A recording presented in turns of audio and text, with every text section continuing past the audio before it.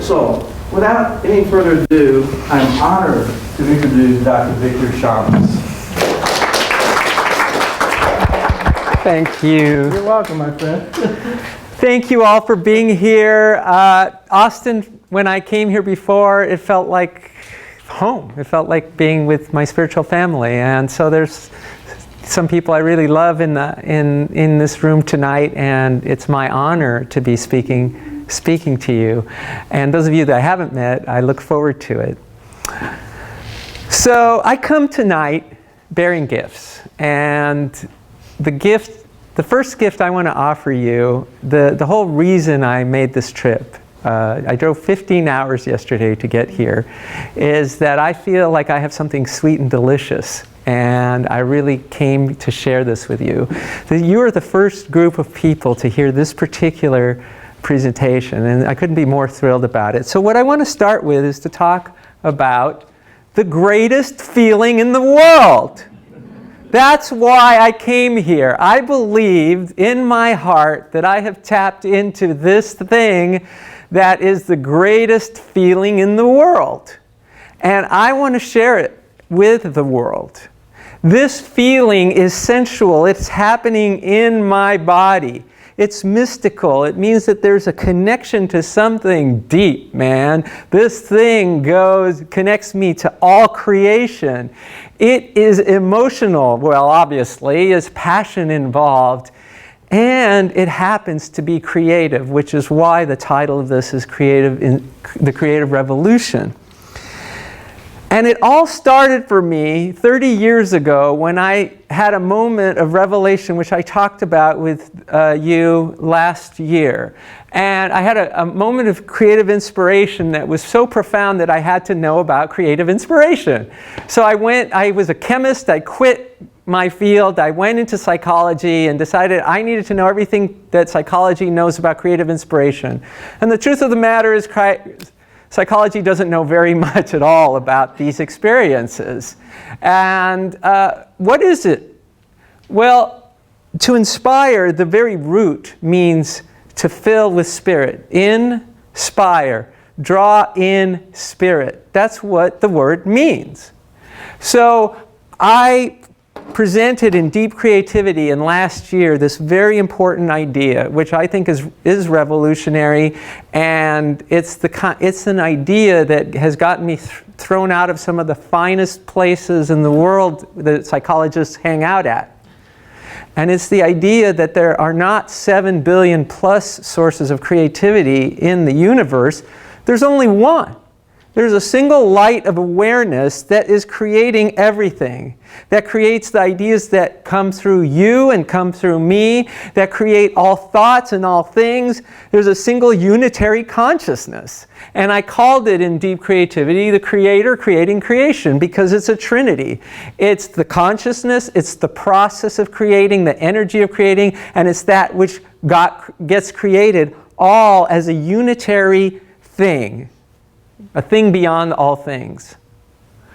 And for me, inspiration is what it feels like when the Creator creating creation is embodying my body, and only C3, as I call it, this Creator creating creation, only C3 is in my body. I'm out of the picture as some separate entity in the universe.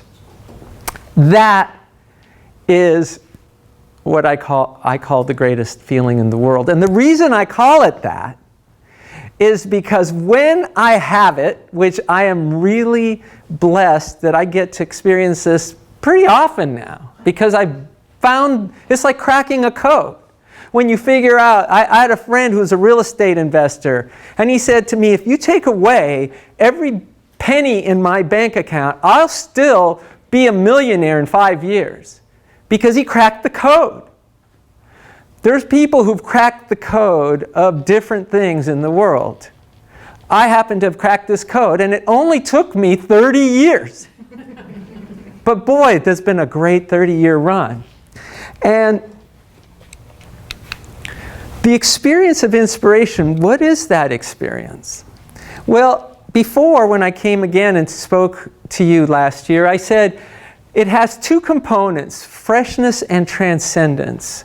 The freshness is that this moment is unlike anything that ever came before or anything that will ever happen again. So Mary Oliver, who just died this year, she wrote, "I was a bride married to amazement." Amazement is being confounded and astonished and surprised by the present moment. There's nothing like this moment. It confounds you to the point that it staggers your mind. That's a good thing. So the other component, I was the bridegroom taking the world into my arms. You're transcending your normal perspective, and now you become more universal. But there's another component that's very, very important. That freshness and transcendence is a full body experience. Tchaikovsky, Peter Tchaikovsky, the great composer, it's one of my favorite quotes, and you saw it last time because I love it. He wrote extensively about what his experience is like where he would create a new piece of music. These pieces of music would come to him, and he said, everything within me starts pulsing and quivering. His body is pulsating and quivering at the time of creation. It's not just a mental phenomenon, it's a full body experience. The part of the thing that I feel about spirituality, why there is a revolution happening spiritually, why the millennials are more and more rejecting traditional religion, is one of the issues is it's not engaging to their bodies. Most of us would say that our finest experiences engaged our bodies, right? You had that meal, you tasted something delicious that knocked you out. You had a kiss that was profound. Things that are happening in your body, like doing yoga. I mean, why are so many people doing yoga? Presumably because the experience of these asanas and these meditations does something within their body that draws them in. I decided this year, for two reasons, to make a switch and to become more conscious of my relationship to yoga. That relationship was always there. I mean, I've been chanting for 23 years. That's what they call nada yoga, the yoga of sound. I went to India and I wrote The Way of Play. It's really, that book is really a hidden version, a disguised version of a book by Lama Yeshe called Introduction to Tantra. There's fundamental tantric principles in that book. Repose, it's been insisted to me recently, repose is a technique that I'll be talking about tonight, and it's basically a form of shavasana, I'll say that. So one reason I'm compelled by yoga is that I'm engaged to be married to one of the most wonderful yoginis, who I know at least a few people in the audience know very well. Maria Mendola, hopefully to soon be Maria Shamas, and by her choice, by the way. I don't insist on her taking my name. So, and so I've definitely been influenced by this woman whom I admire. But the other reason is this: when I speak to groups very often at churches and at different organizations. Let's face it, the crowds tend to be over 40 for the most part. And there's nothing wrong with that. But the future of spirituality is with people who are under 40. It's not with those who are over 40. I've visited churches in Rome, one of the big basilicas in Rome, and the whole crowd there was over 60. You go in about 10, 20 years, that church is going to go away. It's basically going to be a tourist attraction because it won't be an active congregation anymore. There's no young people feeding the system. That means that young people have a spiritual impulse, but they're not finding it in those formats, in those avenues. So where are they finding it? And one place we know that they're going is the yoga studios. So I said, we have to speak the language of yoga. Plus, it turns out that, Patanjali 2,000 plus years ago was saying the same things I'm saying now. So Patanjali is the sage who wrote the Yoga Sutras, which is considered the text of classical yoga.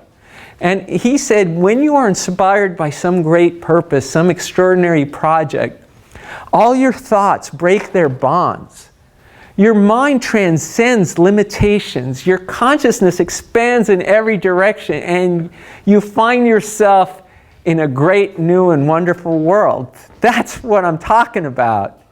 You have a situation where you break out of the bonds, restrictions of your mind, you transcend them, and you discover an entirely new reality in there. That's exciting to me. And that's why inspiration has been so compelling for me for 3 decades. It just so happens that when you put yourself in that experience of inspiration, creativity flows. But those of us who are into the experience, that's a nice byproduct.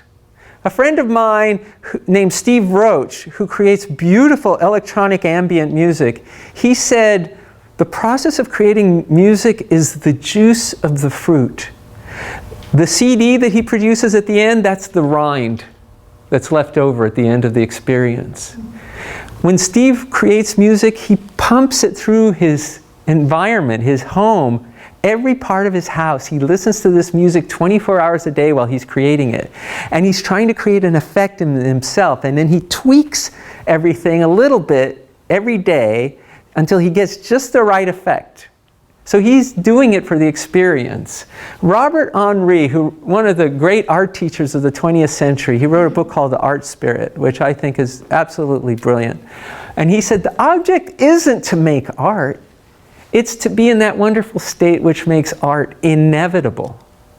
If you get it, if you get what creative inspiration is about, you know that the issue is not to be results-oriented in a results-oriented society. It's to be driven by the experience. Put yourself in the experience and the results will follow, inevitably. So I say there's a creative revolution coming. If you don't think there's a creative revolution coming, that's okay, it is. It's inevitable. And the reason it's inevitable is something that Plato said. Basically, he said, need is the ultimate creator. The more modern version of that is, necessity is the mother of invention. Humanity always creates when it has no choice but to create. And man, are we up against it now. We are up against it like no time in human history. So Paul Hawken, the environmentalist, in a film called The 11th Hour, when I heard this, it just floored me because he was so right on the money. The great thing, he says, not the bad thing, the great thing about the dilemma we're in is that we get to reimagine every single thing we do. There isn't one single thing that we make or system we have that doesn't require a complete remake. Some people would find that daunting. Paul Hawken and I find it exhilarating. It's the ultimate creative challenge. Can we do it? We've been told 2030 now, right? The UN basically, their climate scientist says, by 2030, if we don't get this thing corrected, we're going off a cliff. Together, we're going off a cliff. So we now have a deadline. We know. We got 11 years to get this thing right. We need an explosion of creativity the likes of which humanity has never seen before. Now, keep in mind, the last century was pretty impressive in terms of creativity and innovation. Look what I'm doing here. I'm projecting images onto a screen. Thanks a lot to Bob and Joe, to make it possible in this church. But thanks to Steve Jobs and all the brilliant minds that have created this technology, and it's great. But man, think of all the things we have to do. We have to remake transportation. We have to reinvent the way we do business and the way we go to our businesses. We have to, the way we clothe ourselves, the way we eat. Basically, the UN scientists said we have to reinvent agricultural systems, systems of manufacturing and production. Basically our socio-political system, our healthcare system, just about everything. From the time you wake up in the morning till the time you go to bed at night, you're participating in a system, and I am participating in the system that is out of whack. We know it is. And it can't be sustained. We know it can't. So that being the case, we have no choice but to, it's piss or get off the pot, right? We either have to create or just go the way of the dinosaur. And I like that challenge. And I feel like I have a piece to offer. You see, there's a knowledge gap. We know creativity is important, but we don't know how to get there.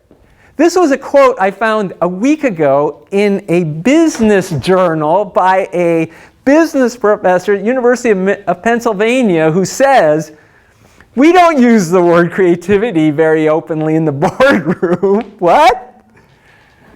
Because we don't actually understand what creativity is. What? You don't. It's true. And I know why you don't. Because the academicians whose science is supposed to provide you with that insight aren't doing a good job of it. They don't have a handle on it.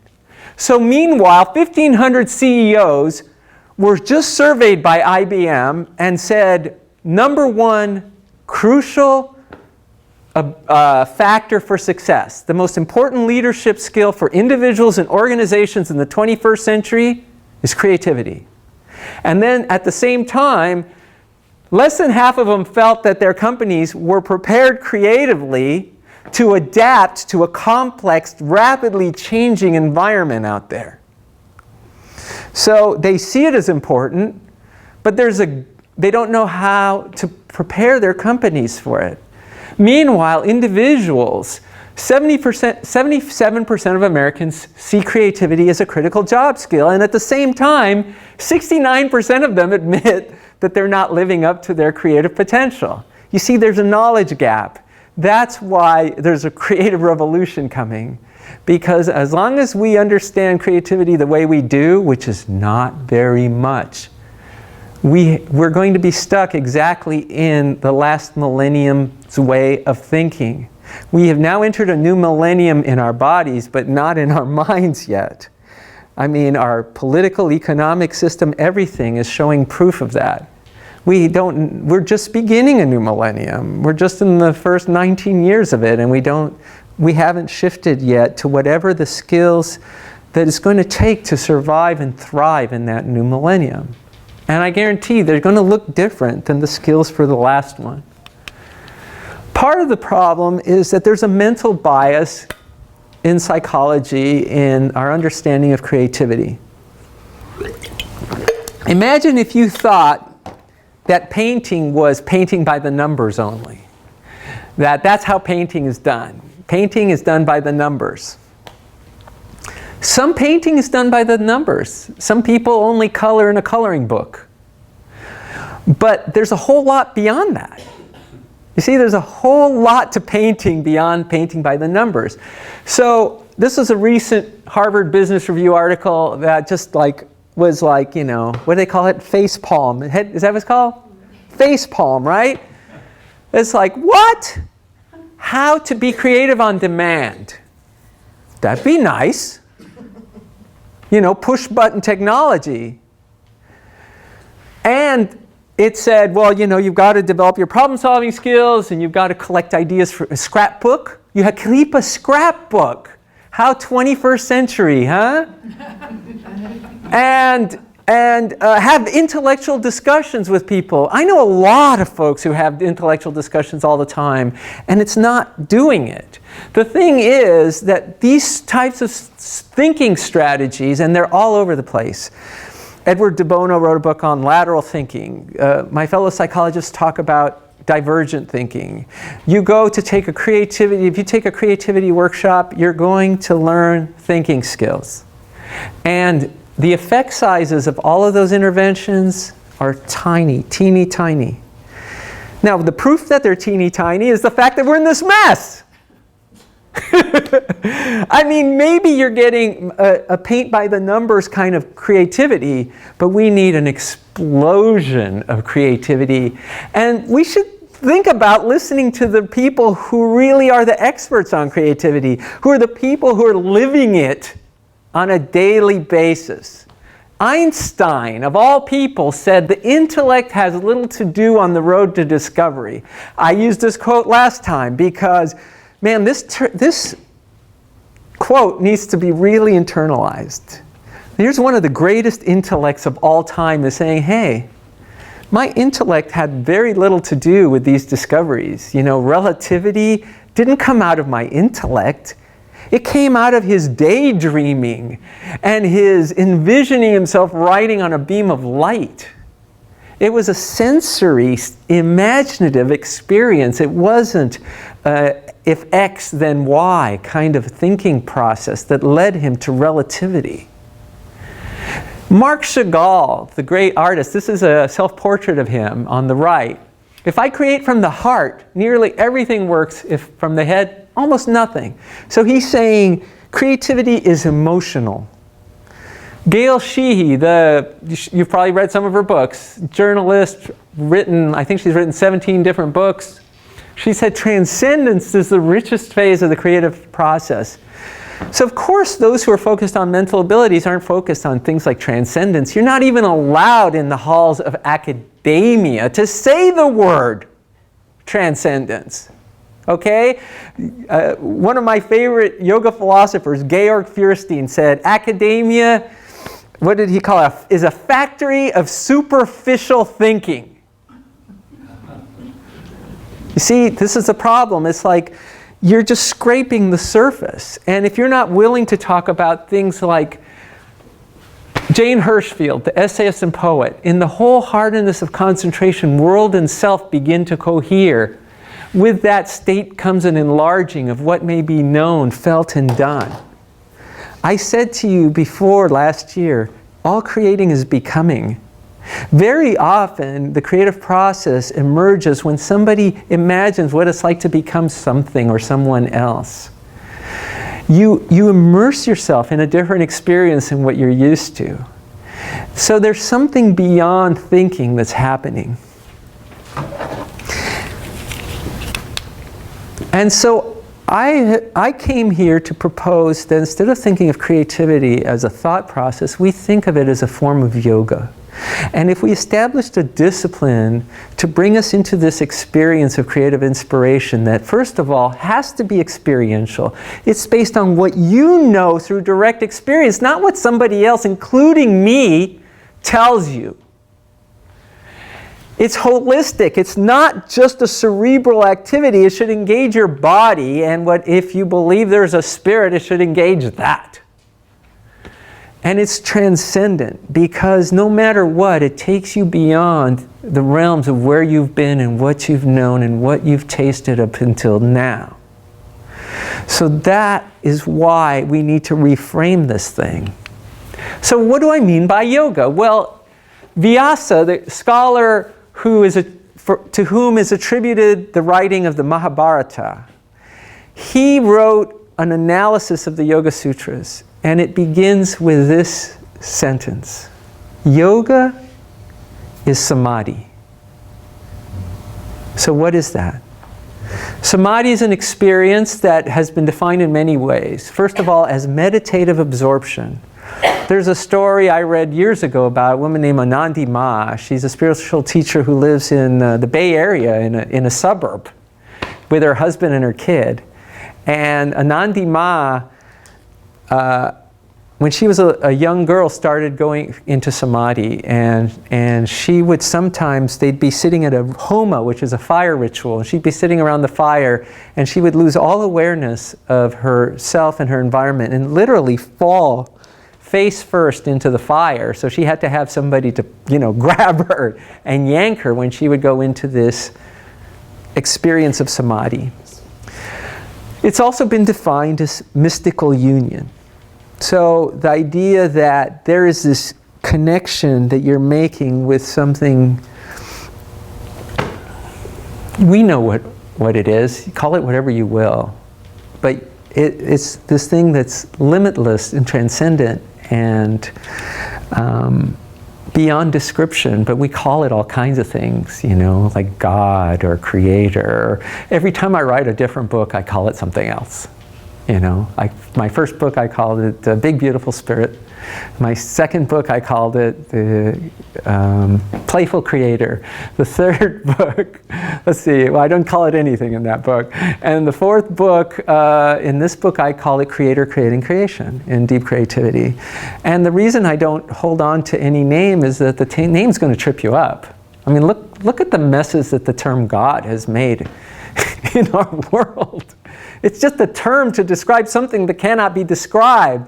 I had a beautiful quote here because I was hoping that Susan was going to come. Susan Raja Rao is married to Raja Rao, who died many years ago, who was a great Indian philosopher and writer. And he describes this thing that transcends all things. We cannot put a handle on it because it's beyond all handles. It's encompassing of all.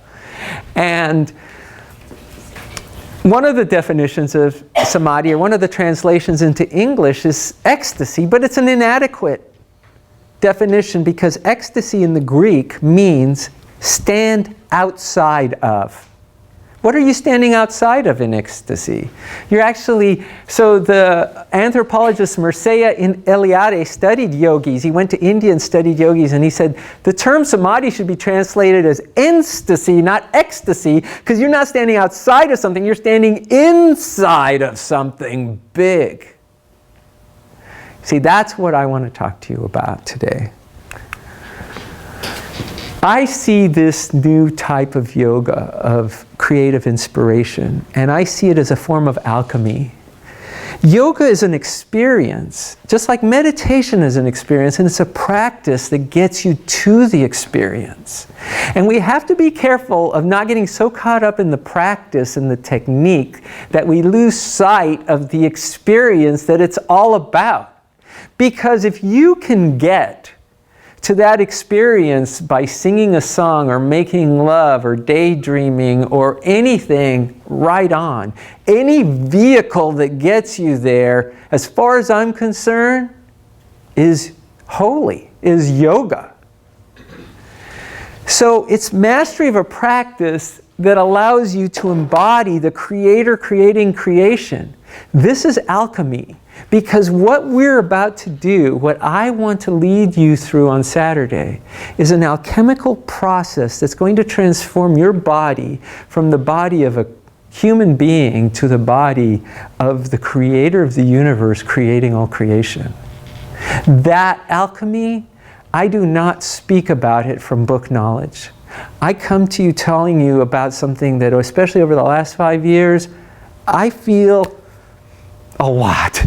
I don't know, I don't have a count. You know, daily, roughly? Yeah, I would say so. And it's not that mysterious or secretive, which is why I wouldn't be talking to you if I thought it was. What if it turns out that this reality is a dream? Now, this is an idea that actually is called the dream argument. It has been around since Plato in the West, has been around in the yoga tradition forever. You see this image is the image of Lord Vishnu, who is sleeping. And as he sleeps, out of his navel comes the lotus with Brahman, the creator, creating the whole universe. His consort Lakshmi is actively supporting in this process. He is lying on a cobra. The cobra symbolizes time, and the cobra rests on an ocean of consciousness. What if it turns out that this reality that we think is so real is really a dream? How would we know? How do you know that the dreams you dream at night are dreams? Well, you know it because it's distinct from what you experience when you wake up from the dream. So you go, that was a dream because it was a different kind of reality than the dream that I have when I'm awake. The reason that so many spiritual traditions use the term spiritual awakening is that this dream of reality is something that we can awaken from. And there's a distinct reality beyond that reality that's bigger than the reality of the dream of thoughts and things and the dream of form that we're living in. There's no question in my mind that this is a dream. I told you last time, I cannot touch this table because the electrons on my finger and the electrons on the table repel each other so strongly that it would be impossible for even two of those electrons to come together. That means I've never touched a single thing in my life, and it's impossible according to the laws of physics. Quantum physics has really kind of messed things up in a way, because they basically have come to the conclusion that time and space are mental constructs. I'm not saying something mystical and woo-woo. I'm telling you quantum physics 101. You know, time, the physicists couldn't understand why is it that while other dimensions, so there's 3 dimensions of space, right? You know, we'll say north, south, east, west, up, down, right? Why is it that you can move pretty easily in all 3 of those dimensions, but this 4th dimension of time, it's really tough to move backwards in it? Well, why is it? What is it about the physical properties about time that keep you from moving backwards in time? Some physicists have recently come to the conclusion that it's because time is a fiction constructed by the human mind. That's why time doesn't exist outside of human beings. Just like space doesn't exist. If space and time are an illusion, that means that we're living in this dream world. And the interesting question is, who's the dream weaver who's dreaming this world? You see, that's really an interesting question. When you have a lucid dream, that means that you become aware that you're dreaming while you're dreaming. That means that at the moment you're dreaming, you know that you're not just the dreamer who's living in the dream, you're the dream weaver who's creating the dream. And when you take that to the fullest extent possible, you also know that as the dream weaver, you can alter the dream. So I have a friend named Stephen LaBerge who's done a lot of research on lucid dreaming. He teaches people how to fly in their dreams, how to transform themselves into different perspectives. You can become an animal of your choice in your dream. You're aware at the time that you're in the dream that it's a dream and that you're the creator of the whole dream. Everything in the dream that you and I dream at night is our own creation, right? You agree with that. Everything happening in the dream is our own creation. The dream space in which we move in the dream is our own creation. Our dream body in the dream, if we see our body or experience our body in some way, is our own creation. What if it turns out that the dream of reality is a dream? And that if we become lucid in that dream, we can suddenly change the way we play in it. We're no longer the creature being propelled by forces outside of our control in the dream, but we become the creator who's actually shaping the structure of the dream. The experience of inspiration makes possible this experience that I'm calling lucid waking. Lucid waking, different people have used the term to mean different things. I mean that you're lucid dreaming while participating in this dream that we call reality. That's the lucid waking. This thing that we call waking reality that you and I are participating in right now is a dream. And in that dream, we can become lucid if we have to know and awaken to the fact that there is something beyond it. That what's beyond it is the dream weaver who dreamed the universe. And guess what? There's only one. And that dream weaver lives in you, and in you, and in you, and in you, and in you, and in you, and in you, and in me. And there's only ever been one. And this dream of reality, we're getting sucked into it. And if we could be lucid in that dream, then we can create all kinds of things. Just like the lucid dreamer can create all kinds of things in the lucid dream, the lucid waker, if you will, awakener, can create all kinds of things in the lucid dream of reality. But the first thing we have to do is know how to experience the awakening. First, we have to know what it takes to awaken from that dream, so that we can always keep one foot in each of two worlds. Because the lucid dreamer has, make no mistake about it, the lucid dreamer has one foot in each of two worlds.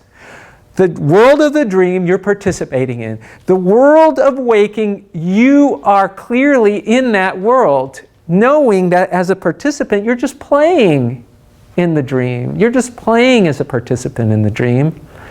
But you're not getting caught up in believing that that role of the dreamer is all of who you are. Of course not. You can't be lucid in the dream if you only think of yourself as the dreamer who's being chased by, a pack of wild ducks. Or I had a killer reindeer as a child once chasing me. Killer reindeer. They actually got me in the dream. They killed me. I died in my own dream. And they say you're not supposed to be able to do that. And I did. And here I am talking to you. So, or at least I think I am. Maybe it's just your dream. I don't know. I probably died in my dream a while ago. So, the thing where yoga is so brilliant and thousands of years ago is they already gave you a roadmap of what that dream of reality is, how it's structured. The dream of reality unfolds in three stages. The light of awareness of the Creator creating creation has three phases. This is called the Trimurti in Sanskrit, the three versions, the three forms of the divine, of the Creator. The Creator, Brahman, the Preserver, Vishnu, the Destroyer, Shiva. The dream of reality unfolds in three phases. Creation, the light of awareness of the Creator illuminates the dream. It's just like when you wake into the dream. When you awaken into the dream, your awareness illuminates the dream. Suddenly you know you're entered into the dream. Then Preserver, it permeates the dream. That means you stay in that reality. You sustain that reality of the dream and you live in that dream. And then finally the destroying of the dream. I think destruction is a flaw in our language. Because all we have as the opposite of creation is destruction. We need to invent a new word that doesn't exist yet, because it's more like a reabsorption. It's that reality gets reabsorbed and recycled. And this stream of reality is being created, preserved, and destroyed moment by moment. Again, in the yoga world, there's the idea that when the divine, the Creator opens his or her eyes, we'll say his or her, even though they might not be as politically correct, the universe comes into being and then closes his or her eyes, and the universe disappears again. Make no mistake about the fact that no two moments are the same. The universe is constantly being recreated at every moment. That's happening all the time. And so the reason this matters, you go, this seems like the more abstract kind of philosophical thing. It's not, and I'll tell you why. Because in my moments of inspiration, I feel the creation and preservation and destruction of the dream happening in my body. Let me put it another way. I have these moments of blissful, ecstatic delight where the entire universe is coming into being and going out of being within me at this moment, this eternal moment. And this is how happening inside of me. And I've been experiencing this now for about 5 years. There's a cyclical dance of creation in yoga and in my experience of it. The one light of awareness of the Dreamweaver explodes into the universe and then the universe melts back absorbs back into the one. And in those moments of inspiration, I feel the one, the many, the exploding and the melting all happening inside of me. And that is the greatest feeling in the freaking world, man. I'm telling you.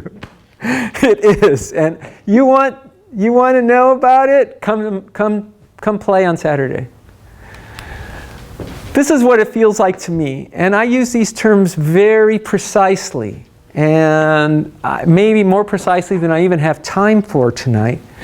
But I feel at those moments that my awareness is illuminating the dream of reality in bursts of imaginative ecstasy. It permeates the dream in radiant, lucid delight.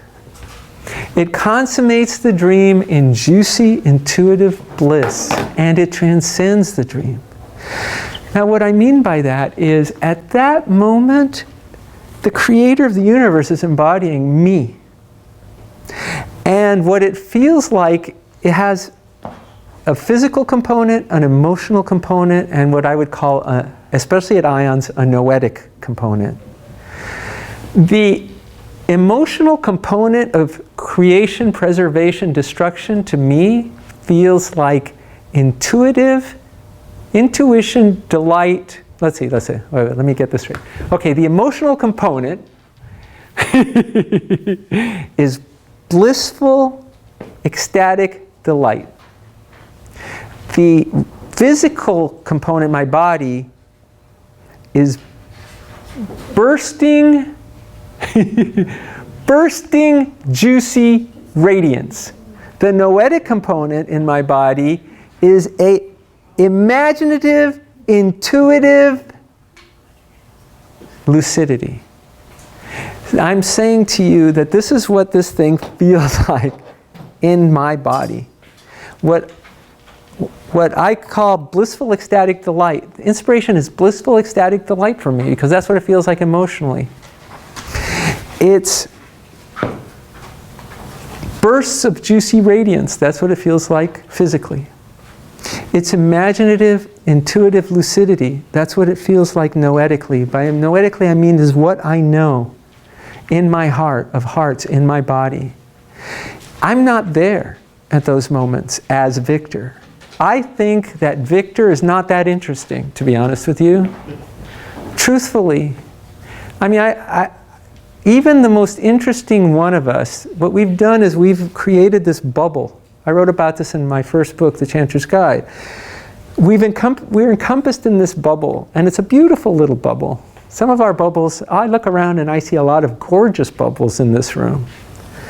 But here's the thing, if you put too much weight on that bubble, it's like having a bank account that has $1 in it, deposited in it, and you're protecting that bank account when you actually have access to billions.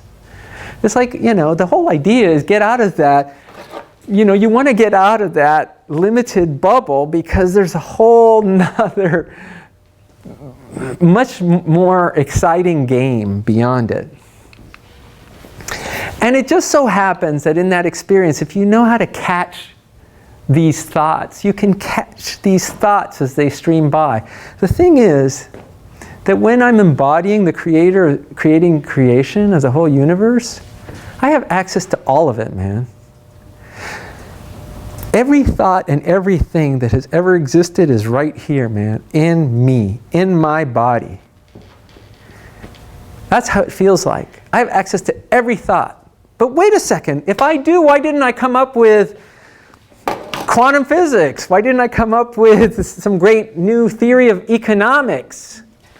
Well, because my bubble isn't built that way, I can only capture what I can capture in my mind, which is based on influences like my personality, my genetics, my upbringing, my cultural background, my media exposure, what books I've read. I can tell you this, that I really believe that what you create is a function of what you know.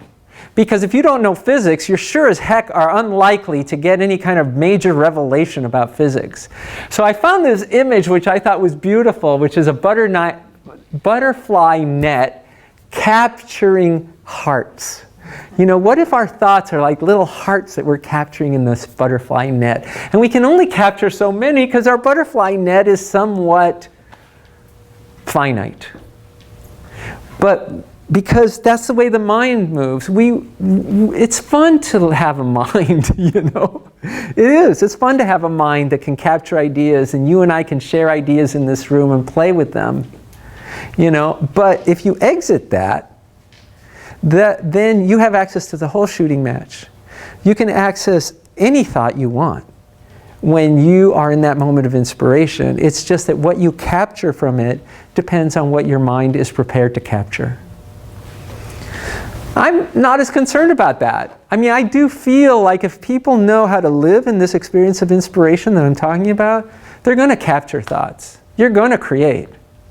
I've been filling journals. I used to fill journals at a rate of, seriously, I used to fill a journal at about the rate of every 5 years. Then it went down to a rate of every 1 year. Now it's going at a rate of about every 3 months. I fill a journal with ideas. I find myself in these ecstatic, blissful, delightful experiences of inspiration, and then I just write. And so this isn't something that's pie in the sky. It's a practice. It's a form of yoga. It's a discipline. And that discipline, which I wrote about in Deep Creativity, consists of 6 qualities that you're trying to develop. The Deep 6, I called it in that book.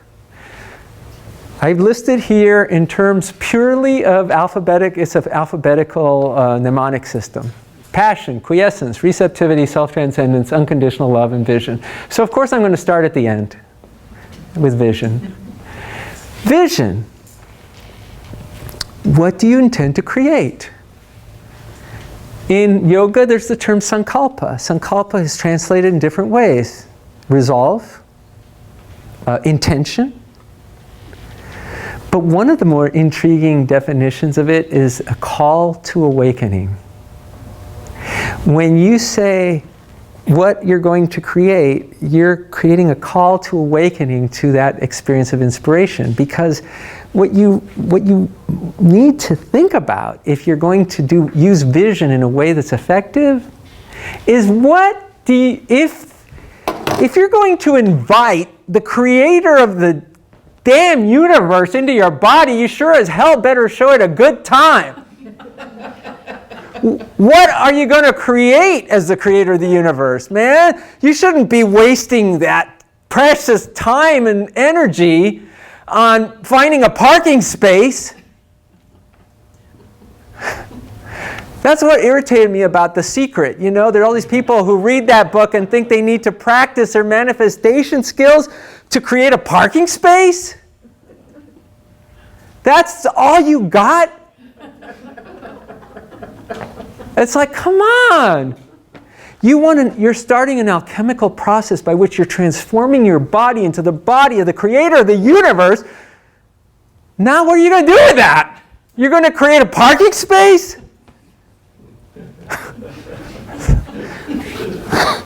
So this matters. You know, we start with vision in our retreat on Saturday. Of course we start with vision. It's how you set the tone for what's about to happen. And then you got to engage your feelings in this thing, because, man, feelings are what drives the ship. The creative energy of the universe, I had this revelation on New Year's Day a few years ago, comes in 2 forms. For me, what they feel like in my body are joy and love. Joy is the 1 coming into 2. Love is the 2 coming back into the 1. You can call it what you want to. I mean, you could think of the 1 splitting into 2 as the active, masculine, energetic principle. And the 2 coming back into 1 is the feminine, receptive principle. For me, they feel like love and joy. And if you multiply joy, here's a mathematical problem for you academic types. I'm going to do some math. Joy multiplied by a universe equals ecstasy. Love multiplied by a universe equals delight. There's a cycle of bliss and ecstasy that's happening when you're the creator of the universe, creating a universe, exploding into it in ecstatic blasts, and having the whole universe melt back into you in juicy bliss. And at the inflection point, which is a really interesting place, the inflection point is the point after the explosion has happened and just before the melting has happened. There is the light, which is the light of awareness of the creator of the universe, illuminating and permeating the whole freaking universe. And that's a really fun place to be. And then there's the other inflection point, which is after everything is melted back into oneness, but it hasn't exploded back in. That's the pure transcendent oneness that has no name. That's what the great mystics of all time have been talking about. When all the universe melts back into oneness with the dream weaver that created the dream in the first place, but it hasn't burst back in. When you know what it's like to be truly transcendent, in transcendent, perfect wholeness beyond wholeness, oneness beyond all oneness, because oneness implies there's many or zeroness, and this is a oneness beyond all of it. That thing, that juicy, blissful, transcendent delight, it's where, for me, the action is. Now, this image from Tibetan Buddhism is one of the craziest, deepest things I've ever seen. The blue guy is Samantabhadra. The Samantabhadra is the pure consciousness of the Creator creating creation, the dream weaver of this dream of reality.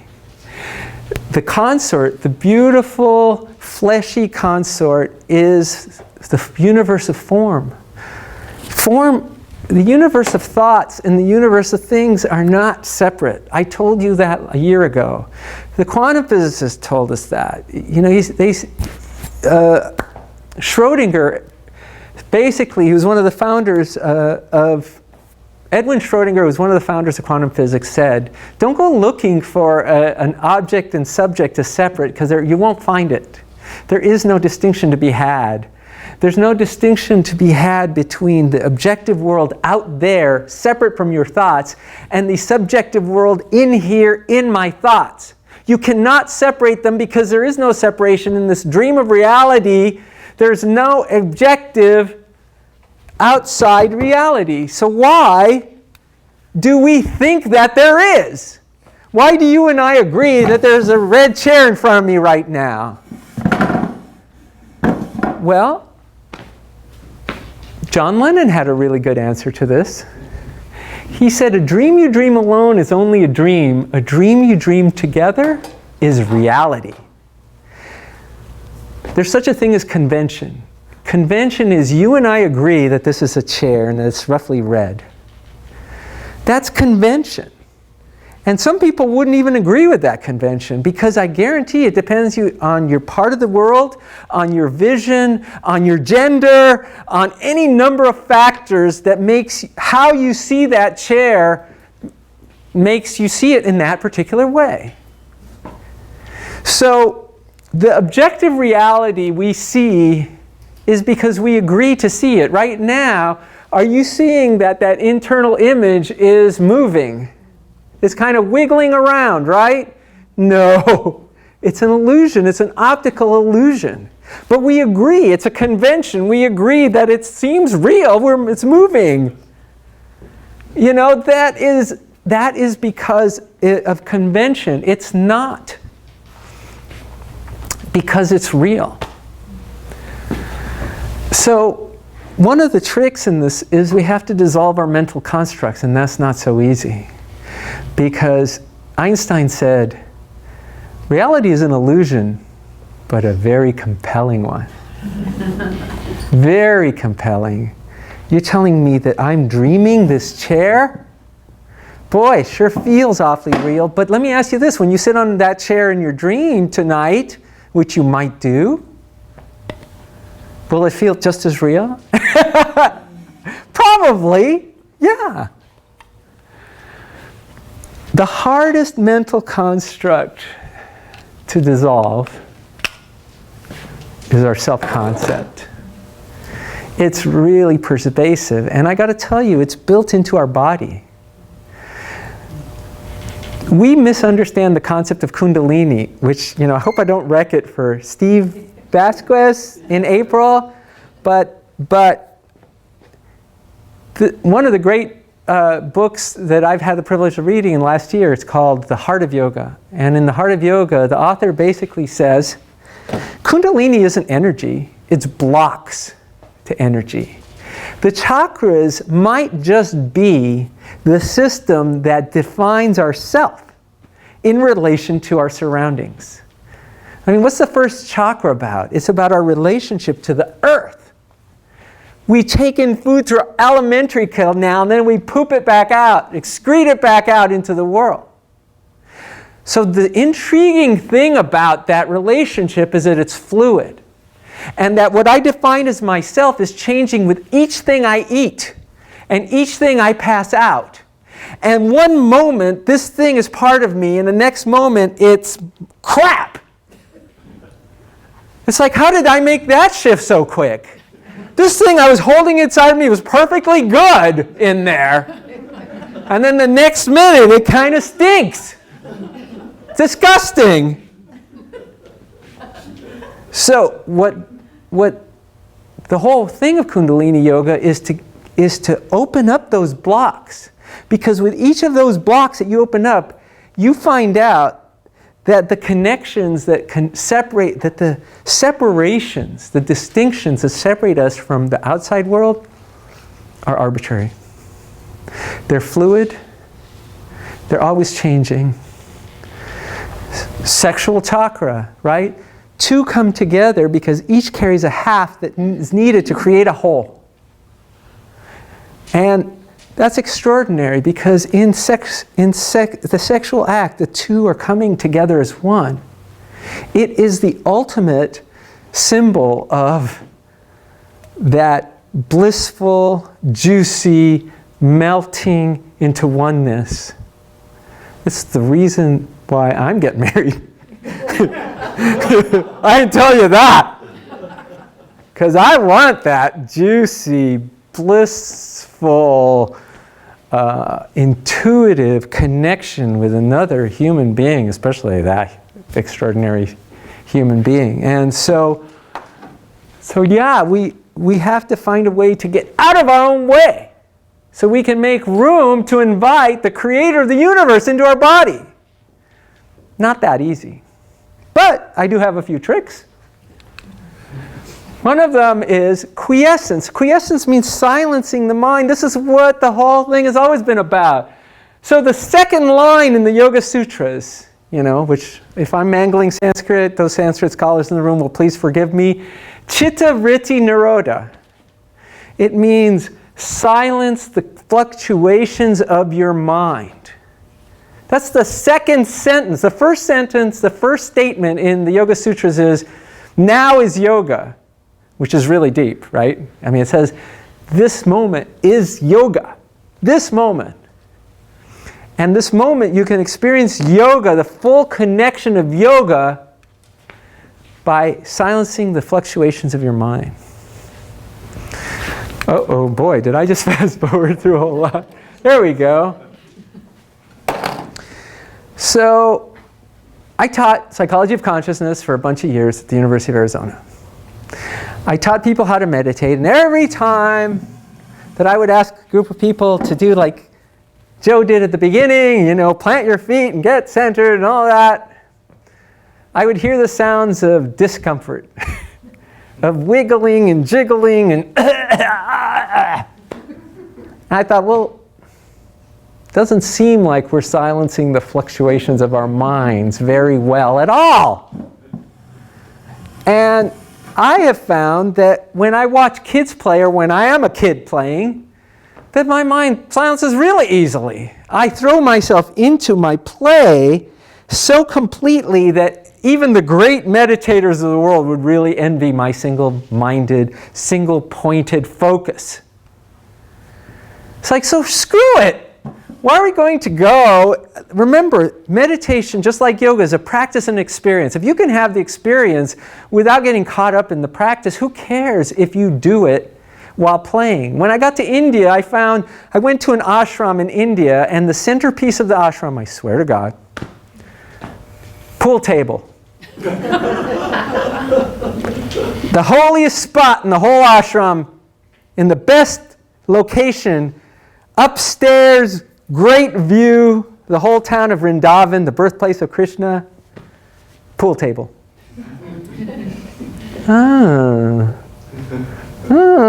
This is a hint. That's why I wrote The Way of Play. Because I said, why are we working so hard? Let's play.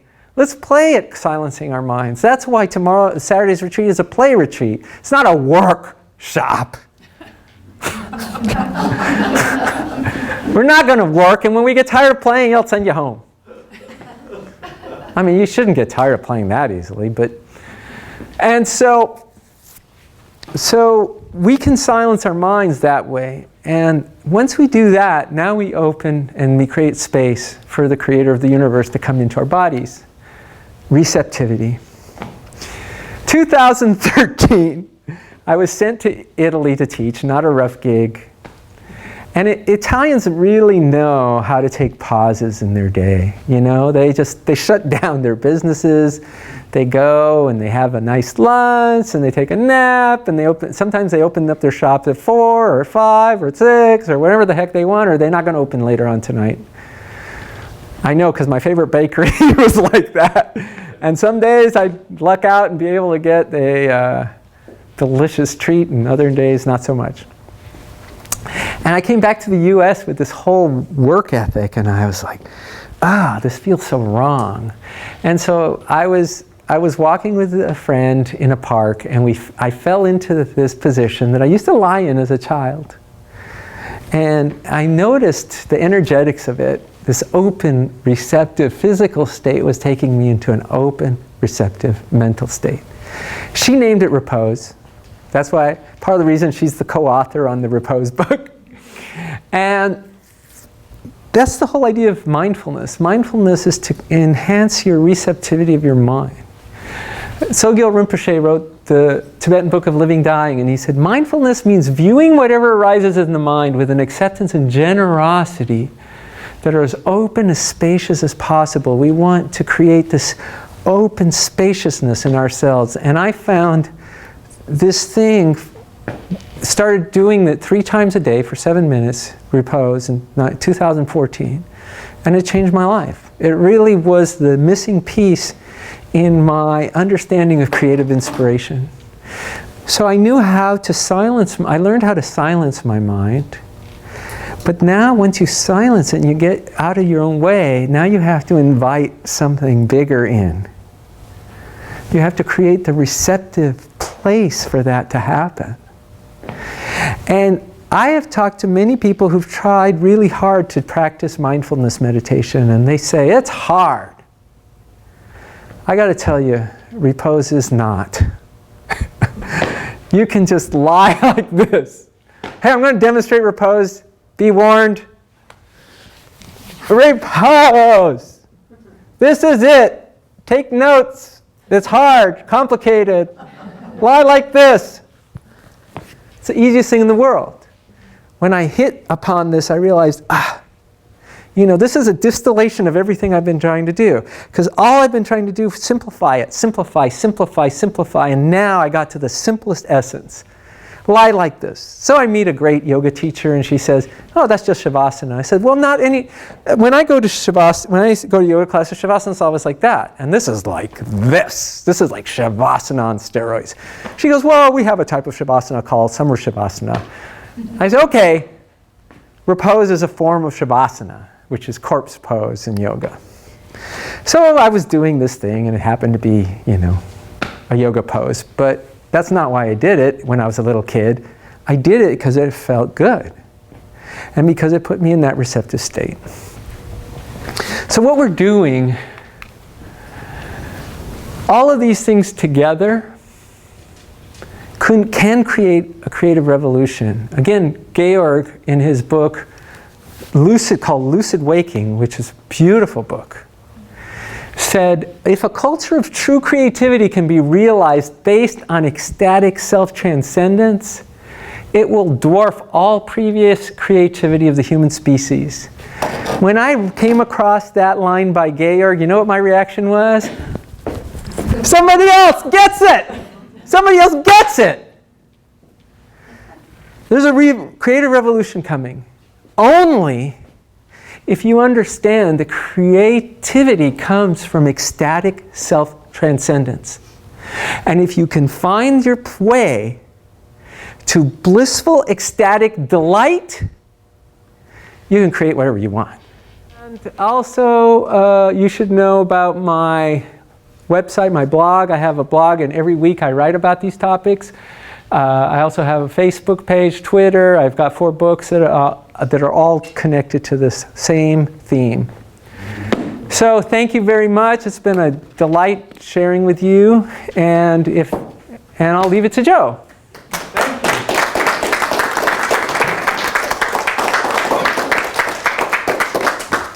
Thank you, Victor. Now people have. Let's do a Q&A real quick. Okay. Okay, very good. If anybody has any questions. Yes. Do you still practice the chanting? Yes, I do. And now I've moved into doing this format called 5-minute chant. It's a video I post every week. I invite people to do it at 6 p.m. Mountain Standard Time. So Tucson is one of those funky places that doesn't change its clock forward or back. We stay at Mountain Standard Time all year long, and so I feel like that's like an anchor, in 6 p.m. Mountain Standard Time all year long. You don't have to worry about the clock. You just have to know what time Tucson's on. At 6 p.m. every Wednesday, we chant one chant for 5 minutes. And I do a video, and it's a whole ceremony, a chant circle with an opening, a closing, and 5 minutes of chanting. And you'll find on my blog at victorshamas.com, you'll find each video is posted every week.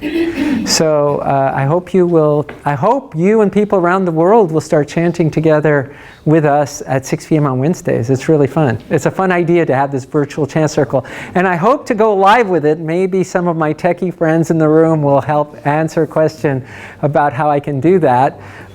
Because I haven't figured out how to go live on my blog, how to post a live stream on my blog. If I can figure it out, it'll be live. Right now they're pre-recorded chant videos, but I hope to go live with it in the next month, I hope. So yes, thank you for asking. I hope you'll be a part of our virtual chant circle, and we'll share it with others. Yeah, because I just discovered chanting just like 6 months ago, and it's changed my life. Fantastic. Tell me what kind of chanting changed your life. Well, the Ganesh one. Oh. And I did, this is really wild. Like, I don't know if you've heard of Jason Gallant. He's on YouTube. No. He does chanting, and he put 5 chants together for abundance, and it's like 20 minutes. And at that time, I needed some money. I was, what the heck? So I just laid down, I listened to the chants, and I got up and I went in the bathroom after, and this peace just fell over me, like, and this acceptance. I had been struggling with this relationship, whether to let it go and just accept that it was over. And this acceptance and this peace came on me, like, it's over. And I knew it was a result of those chants. Wow, beautiful. Yeah, and then abundance came in. I got 2 sales, in my business right away. I got a check for $100, and I'm like, I'm continuing this thing. It's amazing. I have been drawn to sacred music since I was a little boy. I may have told you this story last time, those of you who were here, that when I was 3 years old, Mahalia Jackson, the great gospel singer, she used to come on TV for 5 minutes at 11:55 a.m. every morning and belt out a killer gospel song. And my mom has vouched on this, that I would throw a huge fit if at 11:55 a.m. sharp I wasn't sitting in front of the TV. And so I was compelled by it at an early age. And that has always been my inroad into inspiration. And so it's always my base. That's why my first book is on chanting. It's my base, and everything else has emanated from that point. So I'm totally with you. Okay, anything else? Any other comments, questions? I just have one.